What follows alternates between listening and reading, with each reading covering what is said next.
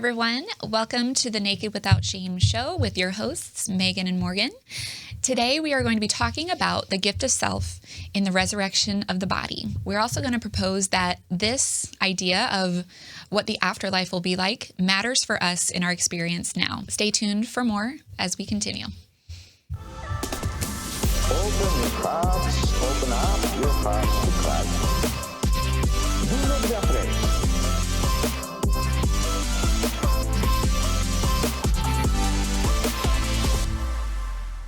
Hello.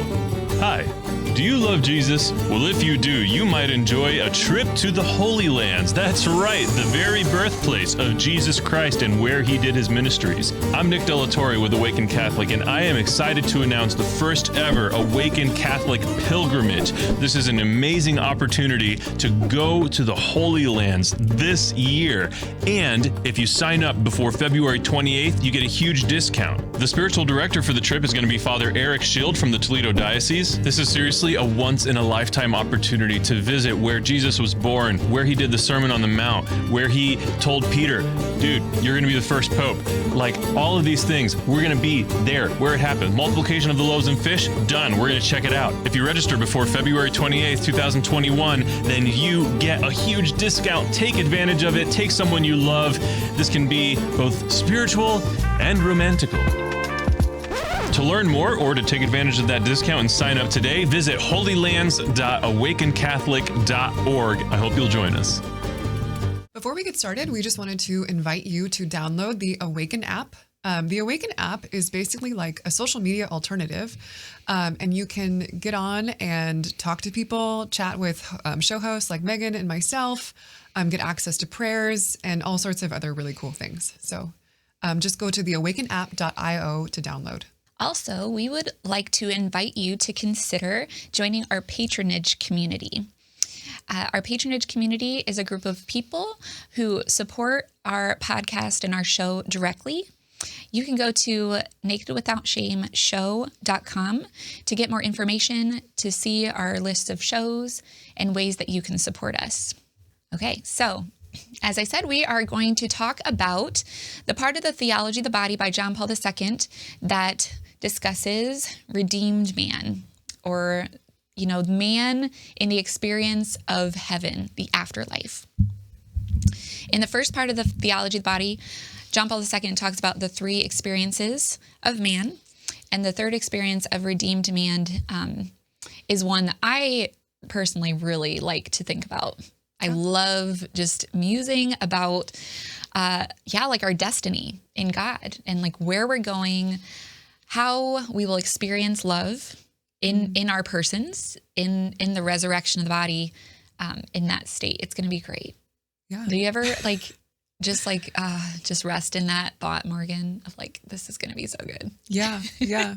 To me, it's very mysterious. Okay. It's something, I mean, not in a bad way. I just think like, wow, what could that possibly be like? We're going to all like be together, loving each other perfectly, like loving God perfectly. And like, how we'll love Christ totally and yet still love other people. Like, that's always a big mystery to me. Mm-hmm. Like, it's not just like, so I think the more traditional, kind of classical notion of heaven is like, everyone's just kind of the vision of God, like the beatific vision, is you're kind of just like in heaven and you're just like looking at God. And like, that's really beautiful. But then I think that also in more modern times, like theologians have sort of started to speculate, like it's going to be more like an interactive thing where it's like you see God, but you see God in like creation, in other people, and like Christ is all in all this crazy stuff. So for me, I think, it's one of my most favorite things to think about. Also study. I've loved studying it in school. Mm-hmm. It's just so cool. So. Yeah, it is so cool. One thing I really like to think about is, just like the peace that will be experienced, like just this rest, like no more tears, no more like struggle. But in our last episode, like we talked about like this, just finding this fulfillment in our meaning and existence in God. Mm. I think that is just really something to look forward to a lot and just like rest in. But also this notion of like, we will not be without our bodies in the end of time. You know, as Christians, like we're special in that we believe that the resurrection of our bodies is real because Christ resurrected. So once again, like the body, the importance of the body, the importance of understanding ourselves as a body matters for the afterlife too. Right. And that we will experience like this real harmony between our bodies and our spirits. There's not going to be this restlessness. There's not going to be this suffering or, you know, the process of death or temptations, but just a total like experience of who we're meant to be as God created us. Yeah. And that to me sounds great. Yeah, I agree. Yeah. Yeah.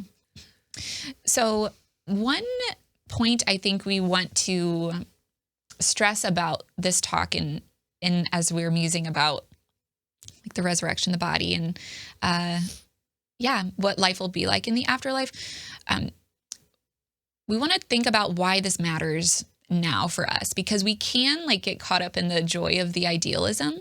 And historically, Morgan, if I'm not mistaken, like Christians were kind of blamed for that. Like all you do is live for the afterlife. Like you don't care about the body. You don't care about the world now. All you do is live for this experience that you're hoping for someday. That was Friedrich Nietzsche's big accusation against Christianity. And then it became very, very popular after that to think that way about Christianity. I think it's still very prevalent today. Yeah. So. Like a hyper spiritualized existence. Yeah. Like you don't care about the world. You don't care about like beauty. You don't care about art. You just care about the afterlife. And that's all you live for. Yeah. And so you're not even like really present to people here, or you're only being good or doing like charitable things because you want to get to the afterlife. Yeah. Which is kind of like using people and bad. Like it's kind of like using the things. It's kind of out of order there. Yeah. Well, it kind of makes sense to me though, Maureen, that people would think that because when we do contemplate the afterlife, like we're not there yet, right? Like we're not there yet. However, I think the point that we want to make in this talk is that we don't have to like necessarily think of this experience so far over there, but we can understand it now in the world as a proper understanding of like the Christian experience in the redemption of our bodies in this life. So that's kind of what we want to talk about, right? Yeah. The gift of self, how to like achieve that. Yeah. How to like reclaim the world and the body in, like our life now. And what the resurrection of the body has to do with our life now. Like what you're saying, what it has to do with like our experience of the world, our experience of other people, and our basically our enjoyment of the world. I mean, that's kind of that's my big point. Something that I really discovered in the past couple of years, especially of like this understanding of like, we call it the eschaton. That's like the fancy word for the afterlife and heaven. This experience of like the eschatological influences, and it actually can be like foretasted here. And that makes me not only like be cool with the world, like it's fine, like not hate the world, because that was also the big thing. It's like they thought Christians hated the world, and there is like, it's a misunderstanding, because like the Bible does say that like you should hate the world, kind of like it has language like that, but that's not what it means, and we can explain later. But it's not even just that like we're okay with the world, but we love the world. Like we really deeply are able to be present and enjoy the world. So that's like, because of this presence of basically Christ in the world, this marriage of heaven and earth that Christ is in his person. Okay. So what you're saying then is like the first point we need to understand is that experiencing the eschaton calls for an understanding and embracing the world right now. Yes. That's how we find it. It's not in closing off the world from us and just speculating, but it's actually entering into it. How do we do that? How do we enter into the world and experience something of like a redemption? How does the world redeem us? Good question. I think the simple answer that we can unpack is Jesus Christ. All right. I like that answer. Yeah, like the world can't save itself. The world in and of itself, yeah, it's beautiful, but it's, I mean, ultimately without Christ, without this given meaning, without it having its source in God, it's kind of meaningless. It is meaningless. Yeah.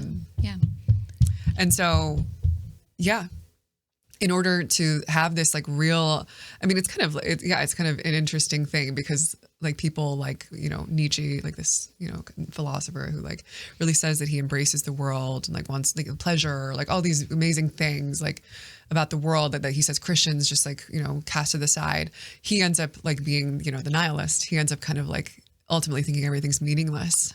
And he also like tragically ends up going crazy at the end of his life. And it's, yeah, I mean, yeah, like that's kind of where this ends. This way of thinking, like it might appear like you're embracing the world in the beginning because you're just kind of going with your passions and like doing what you want. And it's like this very like,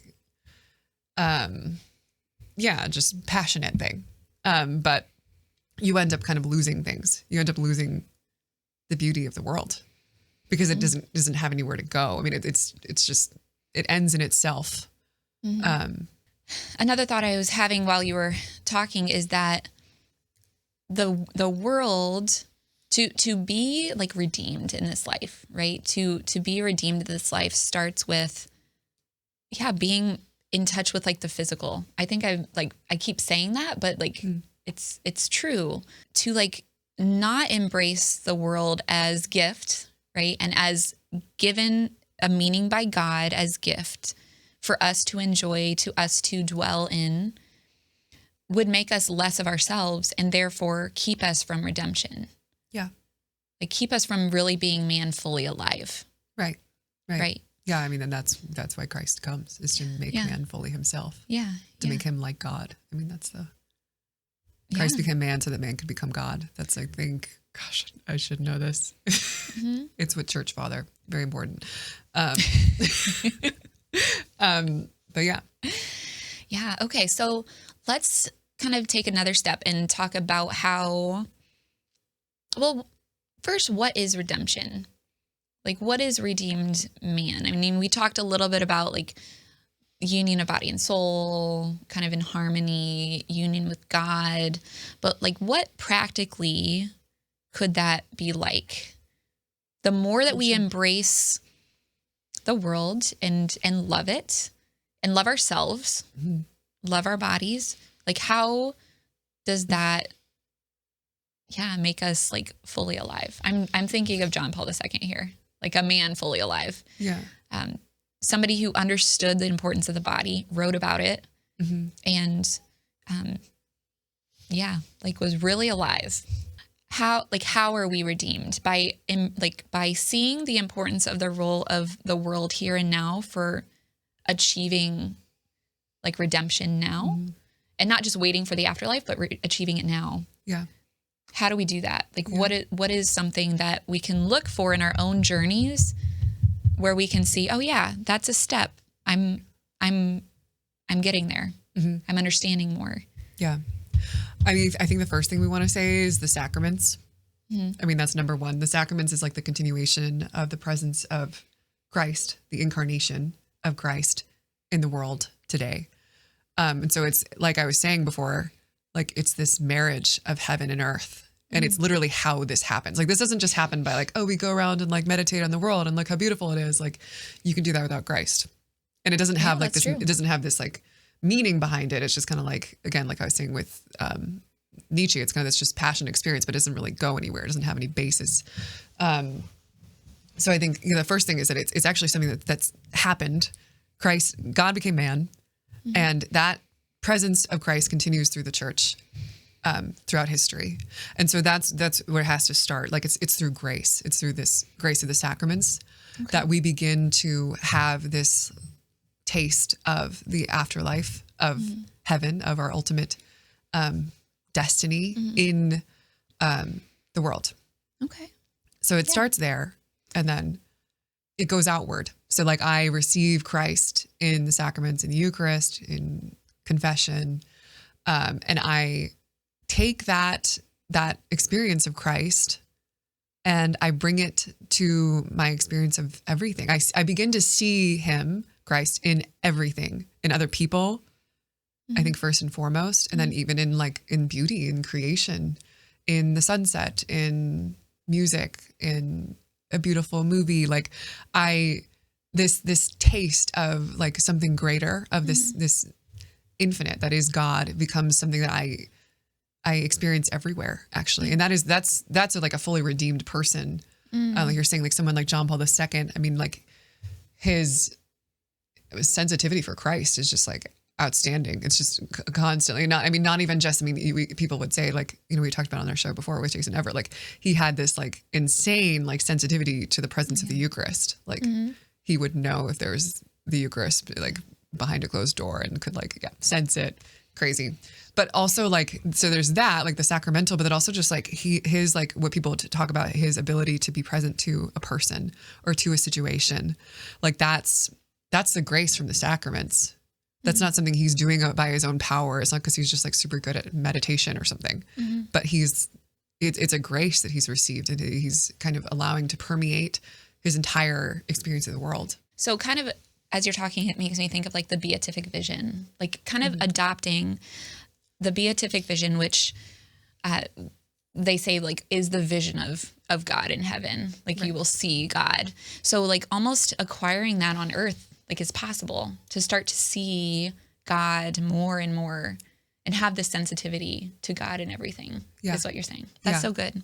Yeah. And it's a foretaste. It's not the fullness. And we have to also recognize that, like we're here on earth, still broken, still kind of crippled in our ability to see. But it's something that we can begin to taste. Yeah. It's a promise, really. So in the resurrection, there's also going to be this like virginal dimension too, right? Yeah. So we should explain what we mean by virginal. Yeah, we should. What do we mean by virginal? Virginal doesn't mean like being a virgin. It means like having this this disposition of basically giving oneself totally to God. So it means virgin in like the more classical sense. When you say someone's a consecrated virgin, like that means that they've given themselves to God totally and forsaking marriage. I mean, it's complicated because you can have a virginal disposition even when you're married, but the kind of the sign of that is this being totally consecrated to God, basically. Yeah. Yeah. And that's another, I guess, way, like thing to see in the world that points us to, oh yes, the afterlife is real as well, right? To have like a virginal disposition, yes, but also like that there are people, like you said, like consecrated virgins who point us to this end, this virginal experience, this virginal state in the afterlife. Right. So that's kind of, another sign. Yeah, absolutely. Yeah. Being virginal, totally for God. That to some people who are listening might be like, I don't know. Sounds interesting. Kinda, yeah. Like what is the beauty of, I guess, like the virginal life? So that we do have images of people who have given their lives to God in an order, through the priesthood, through, like consecrated virginity, because there is the possibility, like there is the possibility and the reality of that to come. How are they, I dare to ask, how are they not living in what we were calling like this speculative state of like, oh, I'm just gonna live for, the afterlife, but it almost seems like I'm rejecting the bodily experience. I have to just suffer in this life, but in the afterlife, like I'm going to be like super blessed because of this. Like I think that's often a very common misunderstanding. I think I think a lot of what we're talking about with this is kind of particular to Protestantism, like Puritanism specifically, that kind of rejects the physical world as totally outside of the scope of redemption. But it's something that's definitely permeated Catholicism too. This understanding that like to give yourself totally to God is just kind of like this suffering that you embrace. And it's like cool, but like it's not making you happy. It's not allowing you to be more present, like we're saying, more present in the world, more present to people. It's this like kind of rejection. Yeah. Yeah. John Paul II in the Theology of the Body text talks about the renunciation for someone. Like he spins it in a positive way. So renunciation for. Yes. I got it. Yes. So yeah, I think to bring like this positive for like gift of self for the sake of something else in the renunciation keeps us from falling into this like, the body's bad, or this is lesser than what I'll experience in heaven, so I'm just going to reject it. Right? But if we understand that the body is ultimately for God, it makes sense that some people are called to that now. Yeah. Yeah. And that it's possible to experience that joy now. Right. Right. And it is a renunciation. I mean, we have to recognize that it's a suffering to give up. I mean, we were talking about in our last podcast, like marriage, this desire to become like a spouse, like in the sort of physical reality of it is like very intense. And like it means something. It should be. It's a beautiful thing that you're giving up. But it's just so Luigi Giussani, one of my favorite theologians, he kind of talks about it as like so when you're looking at a painting, maybe I think other people have used this example. When you look at a painting, like to really enjoy it, you have to have a distance from it. You can't just be like right up next to it and say like, oh, this is really beautiful. You have to have like some distance, space between you and the painting in order to like really enjoy it. And that's his analogy with virginity, is that like there's a renunciation. Like I have to separate myself. I have to kind of give this up basically to a certain extent. But like in doing that, I allow myself this distance that gives me more actually access to the beauty of the person. And that's how you can have like at the same time this renunciation and this like it's actually more of an embracing of people. Does that make sense? I think so. Yeah. I get the analogy of like you step back to see more of the beauty. Do you have any other thoughts on like that more dimension of like how you can experience somebody in a more beautiful way by consecrating yourself to virginity in this life? Yeah. And I think that, again, like not to say this is mutually exclusive to someone that is a consecrated virgin, because this is actually something that we're all called to. But the person who forsakes marriage for the sake of the kingdom, they sacrifice this sort of like more physical, like more intense dimension of the relationship. They're not sexually involved. They're not spousally involved with people. And so that's obviously like a sacrifice. But in doing that, like the person is actually able and more free to embrace who the person is in their entirety. Like I don't want something from you anymore.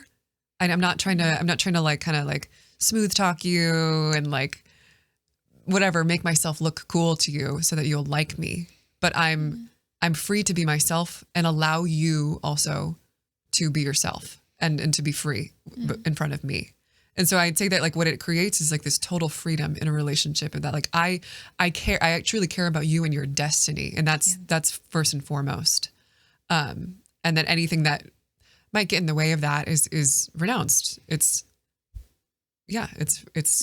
forsaken for the sake of this greater, like Giussani, his one of his big phrases is you have a greater possession in your detachment. So I actually really can possess another person in my detachment from them, in recognizing you're not mine. I don't own you. I don't grasp at you, but you're God's. And then I can see your full beauty. And again, this is not at all something that's purely for just the consecrated virgin. I mean, this is something that, again, we're all called to with in all of our relationships, like not just with spouses, but also with like our children, also with like our friends, like, yeah. Right. But what you're saying is that the disposition of the person who has vowed to virginity is signifying that reality to us. Yes. It's the person who is signifying that this is the objective reality for the future in the afterlife, now here on earth. And that's what we're all made for. Yeah. And this is, as they've said, like, this is the objectively greater calling because that is what we will all experience. Yes. While marriage is good and also a symbol of something of the afterlife, right? A more intense in the end, like for God, a participation in an intimacy with God and with each other. It's different, right? They're both good and they're both different, but the Virgin shows like what we're all going to experience in this, like, I love you at this distance and I see who you are and I affirm who you are very intensely as for God. Yeah. Yeah, so. Exactly. That's good. And I think that, like, I've had that experience. And I think like a lot of us have had that experience of like someone who has totally given their lives to God, like really kind of mysteriously is able to like know me better than anyone else, even if they don't know me very well. Like if you've ever met like a super holy priest and you just like go to confession once and like, oh my gosh, they just read my soul. Like, how is that possible? I mean, that's what virginity is. It's this like, again, this like I'm detached from you. I'm sort of like, I've given myself totally to God. There's this exclusivity in my relationship with God, but that then allows me to like be super present to people and to understand people and know people in a way that like you could never imagine. I mean, that's it's an incredible experience to be with someone like that. So I think it's a testament, like this is real stuff. Yeah. There's so many people who have achieved that redemption here, that experience of their person here. So many we could say. One that's coming to mind was, of course, John Paul II. I think a lot of people would say that he had this capacity for people because he was a priest. He was, in the virginal state his whole life. And so he was able to, just know God when he was totally for God, know him so well to be that present to others. I think we could keep going, but I think what we're going to do is wait till the next episode to continue with another thought on why there is no marriage in heaven. So that's a little cliffhanger. Yes, tune in next time as we explore more of the theology of the body and the gift of self in the resurrection. We'll talk more about why Christ says there is no marriage in heaven.